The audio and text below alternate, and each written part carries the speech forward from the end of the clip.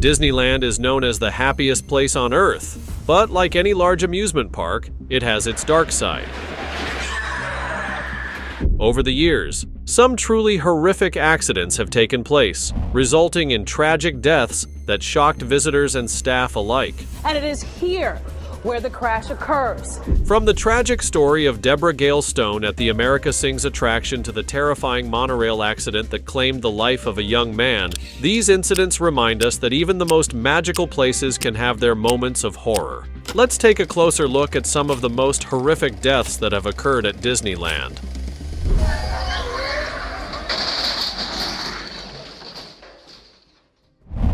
The Hyperion Theater. Disney's California Adventure might be the younger sibling of Disneyland, but when it first opened, it was more of a messy teenager. The California-themed park got off to a rocky start in 2001, thanks to odd theming and a shortage of must-ride attractions. Luckily, Pixar and other big-name franchises swooped in over the years to turn it into a fun, thrill-packed destination. One original feature that's still standing is the Hyperion Theater, a massive stage for musicals and live shows.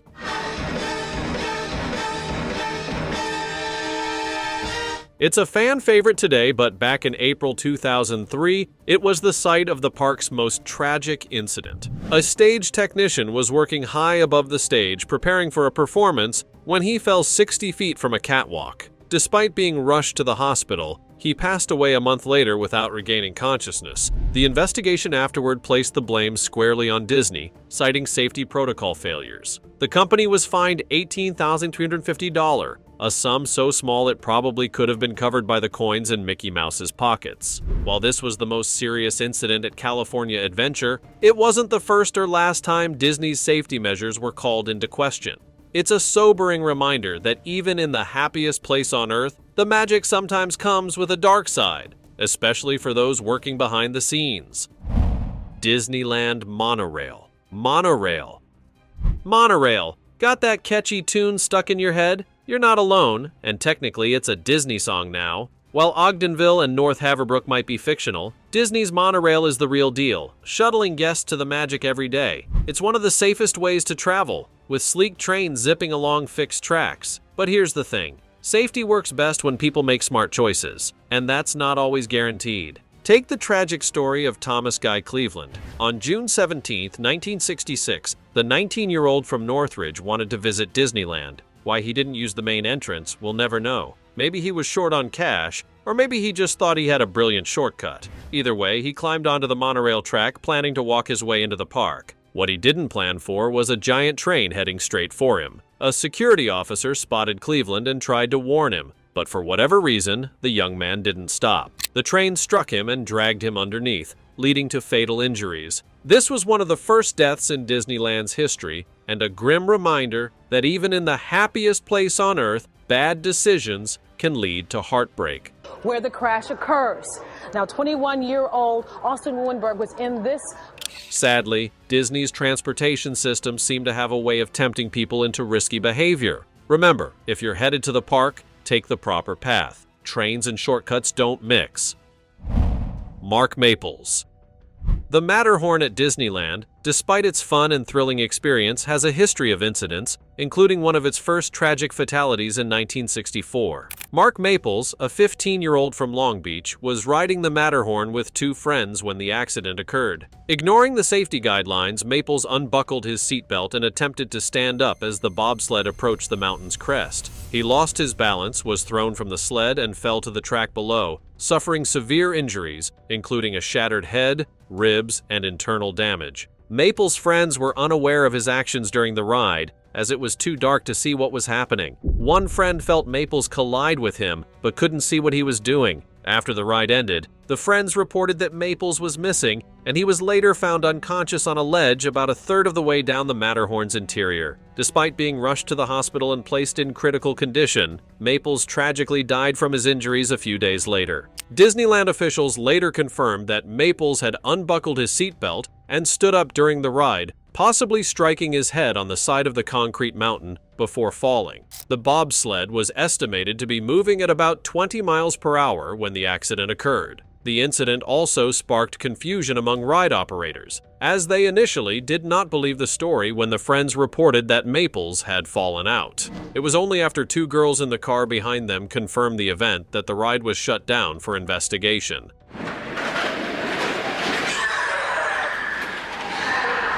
After a week of investigations, the Anaheim police chief ruled the death as an accident. Mark Maples' tragic death marked the first fatality at Disneyland, emphasizing the importance of safety measures and the risks involved in ignoring them. Joanne Aguilar. On August 22, 2021, Joanne Aguilar, a 66-year-old woman with mobility challenges, visited Disneyland with her two adult daughters. They decided to ride the Jungle Cruise attraction, but a wheelchair-accessible boat wasn't available. Cast members informed Joanne she could still ride the regular boat with her daughter's assistance. We have a tiger. Now, tigers, I know they're just 20 feet, but don't worry. When the ride ended, Joanne attempted to exit the boat with help from her daughters. Unfortunately, she lost her balance and fell back into the boat, fracturing her right femur. Joanne was taken to the hospital and later transferred to a rehabilitation facility. Tragically, after 5 months, she developed an infection, went into septic shock, and passed away on January 29, 2022. The Aguilar family filed a lawsuit against Disney, claiming employees had mocked Joanne as she struggled to exit the boat. The complaint alleges that cast members placed small, unsecured blocks on the boat steps to lower their height, but did not properly assist Joanne, leaving her embarrassed and ashamed. Disney, however, denied the accusations, stating that Joanne's injuries were due to her own actions. The company emphasized that the Jungle Cruise offers an ADA-accessible boat designed for guests in wheelchairs, but Joanne chose to ride a standard boat with help from her daughters. The family is seeking compensation for Joanne's pain, emotional distress, medical expenses, funeral costs, and legal fees. Their attorney, Michael Gandon, expressed their heartbreak, saying,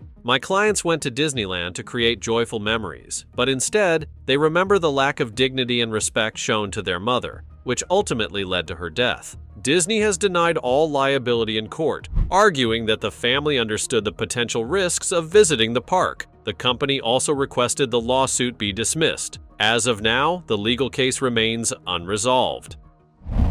Cristina Moreno.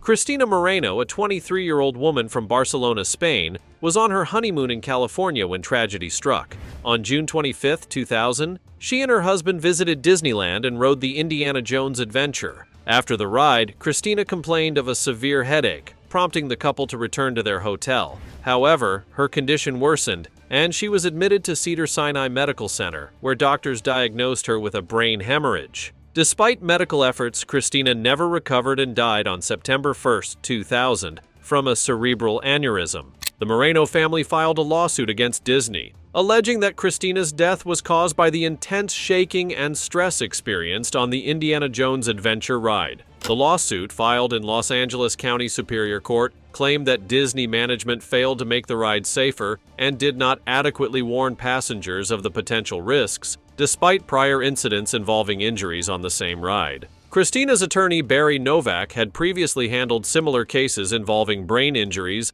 sustained by riders on the Indiana Jones adventure, both of which were settled.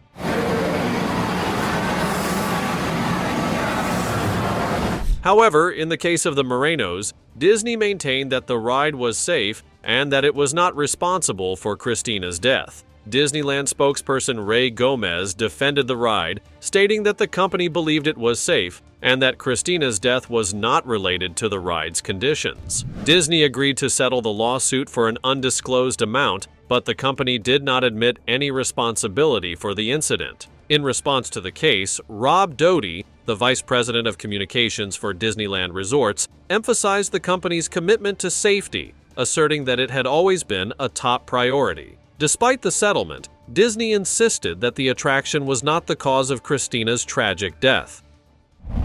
Jose Martinez.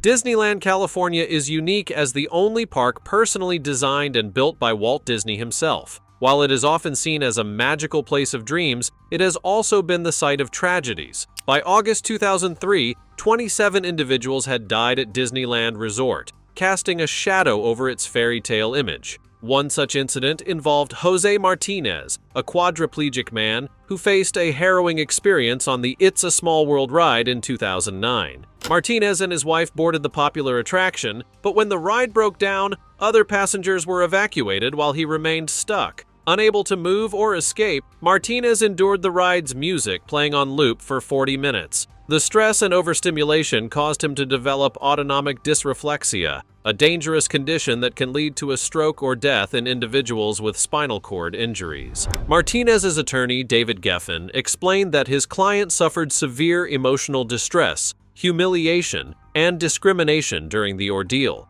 He also experienced panic attacks and high blood pressure as he sat helplessly in the boat. Efforts to turn off the ride's music were unsuccessful, adding to his suffering. Disneyland spokesperson Susie Brown stated that the park believed it provided sufficient assistance during the incident, but a U.S. District Court disagreed. Judge James Selna ruled that Disney had failed to adequately warn disabled guests about the risks of becoming stranded on the ride. Martinez's lawsuit resulted in an $88,000 settlement, with half allocated for pain and suffering and the rest for violations of disability laws. Geffen emphasized that the case was more about public policy than personal compensation, highlighting the importance of fair treatment for disabled guests at theme parks. "We won on public policy," Geffen said, underscoring the need for better accommodations and awareness for individuals with disabilities. While Disneyland is a beloved destination for many, stories like Martinez's serve as a reminder that even the happiest places on Earth must prioritize accessibility and safety for all visitors. Deborah Gale Stone. Deborah Gale Stone, an 18-year-old hostess from Santa Ana, was part of the magic at Disneyland, working at the America Sings attraction. Standing at 5'2" with a friendly grin, her role was to greet guests as they entered the rotating theater. However, on the night of July 8, 1974, her role took a tragic turn. Just a week after America Sings had reopened, Deborah was performing her usual duties when disaster struck. The attraction had a rotating theater with 6 stages that moved in a circle, taking the audience through a musical extravaganza. The walls of the theater were designed to move, but unlike the previous Carousel of Progress ride where the walls moved apart, the America Sings ride rotated in reverse, causing the walls to move toward each other, creating a dangerous gap. Deborah was standing at the left side of the stage, welcoming guests with a microphone when the outer ring of the theater began to rotate. As the walls moved toward each other, Deborah was tragically crushed between the spinning theater wall and the stationary stage wall. This happened during a 45-second break between shows when the audience had exited and the stages were shifting into position for the next show. A guest from the adjacent theater heard a chilling scream and alerted the operators. When they arrived, they found Deborah crushed between the walls. Speculation arose about how the accident happened. Some believe she may have been leaning toward the adjacent stage, while others think she may have been distracted or tried to jump between stages. Deborah's death marked Disneyland's first staff fatality in its 19-year history. In response, Disneyland closed America Sings for 2 days and quickly made safety improvements. They added a warning light to notify operators if they were too close to the danger zone and replaced the solid walls with breakaway ones to prevent similar accidents. The ride continued to operate until 1988, when it was shut down. The structure remained unused until 1998, when it was repurposed for a new attraction, Innoventions. Marcelo Torres.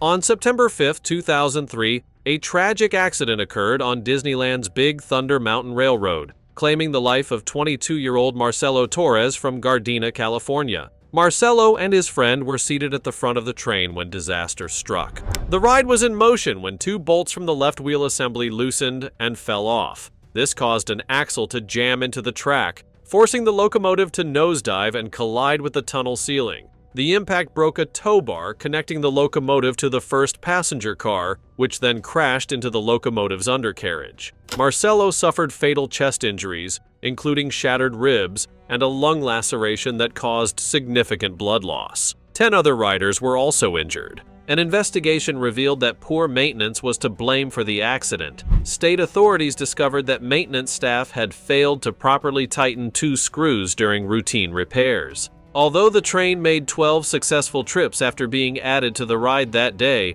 operators reported hearing unusual noises. Unfortunately, the train wasn't inspected in time. During the 13th ride, the axle assembly broke, leading to the catastrophic crash. Following the incident, Disneyland admitted fault, marking a stark contrast to other lawsuits. The park agreed to a settlement with Marcello's family for an undisclosed amount. Additionally, state regulators required Disneyland to implement stricter safety protocols, including retraining maintenance staff, ensuring all ride cars are tested before passenger loading, and mandating that maintenance workers sign off on completed repairs. Marcello's parents, Carmen and Hector Torres, channeled their grief into something meaningful by donating $500,000 to Brooks College in Long Beach. The donation funds scholarships for aspiring animators, honoring Marcello's dream of creating animated films.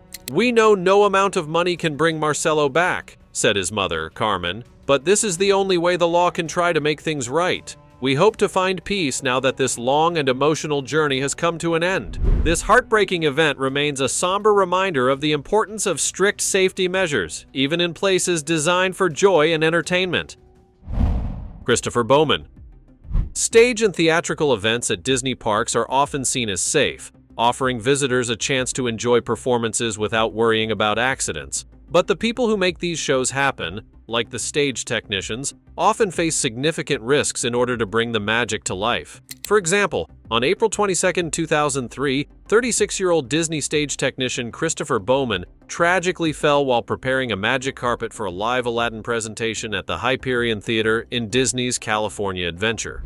Bowman was working on a catwalk 42 to 60 feet above the ground when he collapsed. He was rushed to the hospital with severe head injuries and remained unconscious for weeks. Unfortunately, Bowman never regained consciousness and passed away on May 18, 2003. An investigation by the Occupational Safety and Health Administration, OSHA, followed the accident. It was found that Bowman did not have a safe work platform and was not wearing a properly certified safety harness. In October 2003, the California Division of Occupational Safety and Health delivered 2 citations to Disney for the incident. The park was fined $18,000 for Bowman's death and an additional $350 for the lack of a proper safety harness. Considering Disney's annual profits of over $2 billion, the fines for such a tragic accident seem remarkably small. This raises questions about workplace safety, particularly for employees working in high-risk environments like stage performances,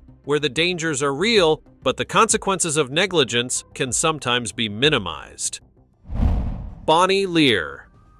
On June 5, 2024, a tragic accident occurred at Disneyland in Anaheim, California, involving a longtime employee. Bonnie Lear, a 60-year-old Club 33 administrator from Fullerton, suffered a severe head injury in a golf cart accident behind Critter Country. Despite receiving medical care, she passed away 2 days later on June 7th. Bonnie was riding in the rear-facing seat of a golf cart with 3 other passengers when the accident happened. The driver, reportedly traveling at around 20 miles per hour, hit a bump or dip in the road. Bonnie instinctively grabbed the handrail for support, but it gave way, causing her to fall out of the moving cart. The impact left her critically injured, with reports stating her skull was fractured and her brain swelled as a result. The Anaheim Police Department and Cal OSHA, California's workplace safety agency, are investigating the incident. Cal OSHA requires Disneyland to report serious injuries or fatalities within 8 hours and preserve any evidence related to the accident. Investigators have since visited the scene, taken photographs, and conducted private interviews with employees. Bonnie was a cherished member of the Disneyland team, working closely with Club 33, a members-only restaurant and lounge in the park's New Orleans Square. The club, often described as exclusive and mysterious, was inspired by VIP lounges Walt Disney visited during the 1964 New York World's Fair. Disneyland Resort President Ken Patrick shared a heartfelt statement following the tragedy. "We're heartbroken by the loss of Bonnie and extend our condolences to everyone who loved her. Right now, we're focused on supporting her family and our cast members during this difficult time." As of now, Disneyland has not announced any changes to its golf cart designs, speed limits, or safety features. This incident serves as a sobering reminder of the importance of workplace safety, even in a place as magical as Disneyland. Brandon Zucker. Disneyland is a beloved destination for families, attracting both young children and adults. However, for the Zucker family, their trip to the park in September 2000 turned into a heartbreaking tragedy. Victoria Zucker, who was celebrating her 40th birthday, along with her 4-year-old son Brandon and other family members, visited Disneyland. One of Miles' favorite places. But what should have been a joyful day quickly turned tragic. On September 22, 2000, young Brandon decided to ride Roger Rabbit's cartoon spin. Unfortunately, during the ride, he fell out of his vehicle and was carried about 10 feet before becoming trapped under another car. The vehicle rolled over him, causing catastrophic internal injuries, including a ruptured spleen, liver, and diaphragm. For almost 10 minutes, he was stuck, and by the time he was rescued, the damage was already severe. Brandon went into cardiac arrest and sustained lifelong brain damage, which left him unable to walk or speak again. He was put into a medically induced coma for over a month and ultimately passed away from his injuries on January 26, 2009, at the age of 13. Victoria Zucker said, "Each time he was poked and prodded, another piece of my heart was ripped away." She had been grieving for 8 years after the incident. Following the tragedy, Disneyland implemented several safety protocol changes. They began directly calling 911 in emergencies instead of routing calls through a central communication center. In 2003, Disney stationed paramedics within the park and introduced a child-friendly safety campaign. An investigation by the state revealed that the lap bar on the ride had malfunctioned and Brandon was improperly seated. The smallest child had been placed farthest from the cutout doorway, and the lap bar was not fully secured. As a result, Disney made significant improvements to the ride, including adding a sensor-equipped guard around the bottom of the cars. The Zucker family filed a lawsuit against Disneyland and reached a settlement, reportedly between $20 and $30 million, to cover Brandon's medical expenses. Dolly Regina Young. The Matterhorn at Disneyland has been a staple of the park for over 60 years, offering thrilling experiences with its abominable snowman and bobsled ride through a replica of the European mountain. However, the ride has been linked to tragic incidents, including the death of Regina Young in 1984. Young, 48, from Fremont, California, was on the Matterhorn bobsleds when she fell from her seat and onto the tracks. She was struck by another passing bobsled, resulting in fatal injuries. The investigation revealed that her seatbelt had not been properly fastened, a critical factor in the accident. Tragically, Young was alone in the back of the bobsled, meaning no one else witnessed her fall. Her family sued Disneyland, claiming that the park was negligent for failing to properly secure her seatbelt. They filed a lawsuit in Orange County Superior Court for $5 million, seeking accountability for the tragic incident. In the legal filings, the Young family contended that Disneyland staff had not ensured her safety, leading to the fatal accident. Disneyland spokesman Bob Roth responded by stating that after the incident, the park made changes to the seatbelts used on the ride, though he emphasized that these modifications were unrelated to the Young case. He explained that the changes were triggered by the previous supplier of seatbelts going out of business. Roth also highlighted the Matterhorn's strong safety record, citing the ride's operation of over 5 million riders annually without other significant incidents, aside from a fatality in 1964 when a man stood up on the ride and struck his head. The Matterhorn, despite its iconic status, has been associated with rare but serious accidents, leading to safety improvements over the years in response to tragic incidents. Bogdan DeLauro. In a tragic incident at Disneyland, 18-year-old Bogdan DeLauro and his 10-year-old brother found themselves stranded on Tom Sawyer's Island after staying past the park's closing time. Wanting to explore the burning settler's cabin, which was normally off-limits, the brothers ended up getting bored and decided it was time to leave. However, with no way off the island and no help available, Bogdan made the ill-fated decision to swim back to shore with his younger brother on his back. Unfortunately, the weight of both brothers was too much for Bogdan, and he tragically drowned during the attempt. His younger brother, though frightened and struggling, was able to doggy paddle his way to park employees. They quickly rescued him from the water but were unable to save Bogdan, who lost his life in the ordeal. The incident served as a grim reminder of the potential dangers when rules are ignored and the importance of adhering to park guidelines for safety. Ricky Lee Yama. In August of 1967, Disneyland introduced a new attraction in Tomorrowland called the People Mover. The ride, designed to transport guests slowly through different sections of Tomorrowland, allowed them to get on and off while it was still in motion. However, just 1 month after its opening, tragedy struck. 17-year-old Ricky Lee Yama thought it would be amusing to hop out of his car and move to the next one so he could join his friends. He attempted to do this while passing through a dark tunnel, but lost his balance on the rotating platform. Ricky fell onto the tracks, and another set of cars came along, running over him. He was dragged until the ride was finally stopped, but tragically, Ricky had already passed away. This wasn't an isolated incident. In 1980, a similar accident occurred when another teenager, Gerardo Gonzalez, tried to hop cars during his grad night. Unfortunately, he suffered the same fate as Ricky, falling victim to the moving cars on the People Mover. These incidents highlight the dangers of ignoring safety measures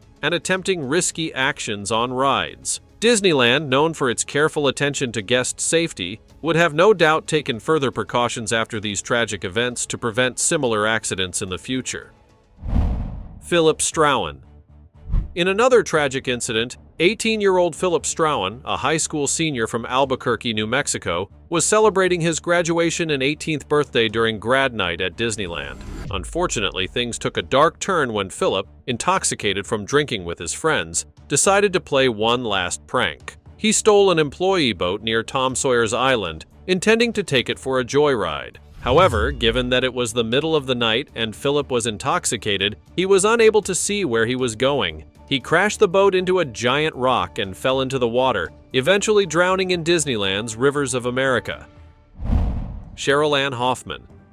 In a tragic incident at Disneyland in 1979, 31-year-old Cheryl Ann Hoffman became seriously ill while riding Space Mountain. After she became unwell, park employees instructed her to remain in her vehicle while they removed it from the track. Unfortunately, due to poor communication, the ride did not stop as planned, and Cheryl was unknowingly sent around Space Mountain a second time. During the second ride, she passed out, and by the time she came around again, it was too late. She was rushed to the hospital but fell into a coma and died shortly after. It was later discovered that Cheryl had a tumor, and the intense motion of the ride caused the tumor to dislodge into her brain, leading to her tragic death.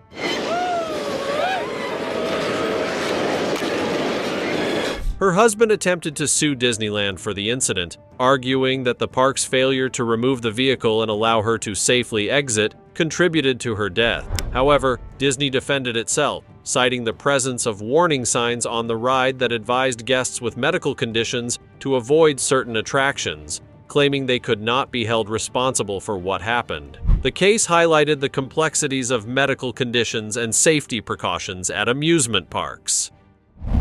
Luan Fee Dawson.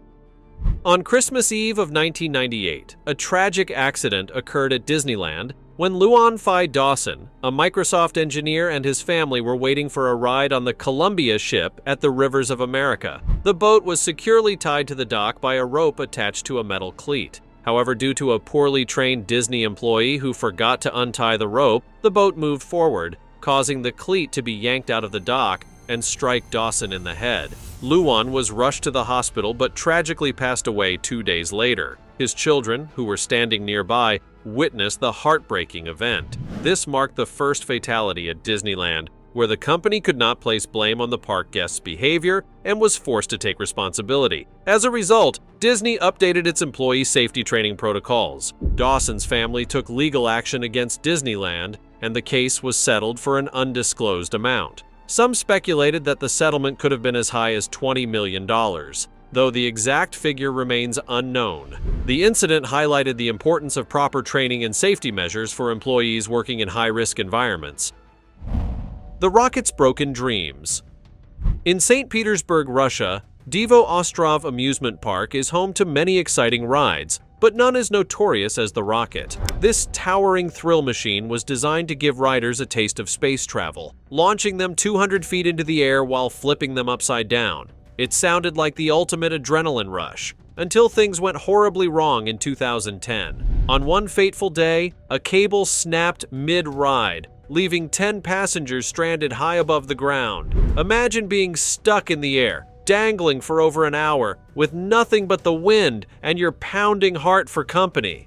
Thankfully, rescue crews worked tirelessly to get everyone down safely, and miraculously, no one was seriously hurt. An investigation later revealed that the day's scorching heat had weakened the metal cables, leading to the failure. It was a shocking oversight. Rides like this should be built to handle extreme weather. While the ride was repaired and reopened, the incident shook everyone's confidence. This scary moment was a wake-up call about the importance of safety in thrill rides. Sure, these attractions are built to make you feel like you're defying gravity, but they also need to account for real-world factors like weather and wear and tear. For those 10 unlucky riders, the rocket wasn't just a ride. It was a nightmare they'd never forget. And for the park, it was a harsh lesson in ensuring that thrills don't come at the expense of safety. The grueling Green Lantern.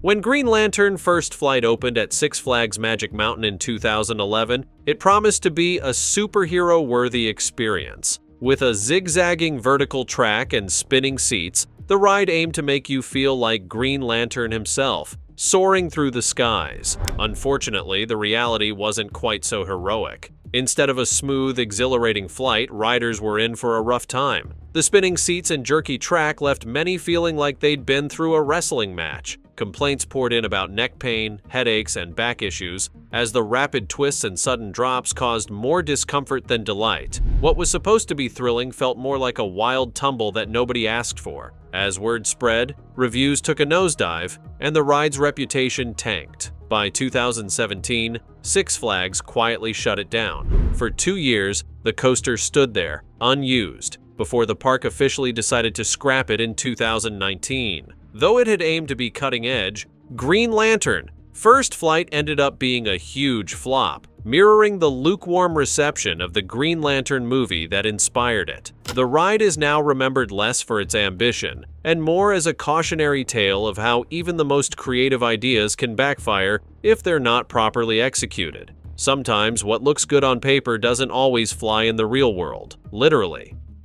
While Disneyland is still a beloved destination for millions, these tragic events remind us that accidents can happen anywhere, even in the happiest places. Each of these stories is a somber reminder of how precious life is. Thanks for joining us as we explored these dark chapters in Disneyland's history. If you found this video insightful, be sure to like, share, and subscribe for more deep dives into unexpected stories. Stay safe, and see you in the next video.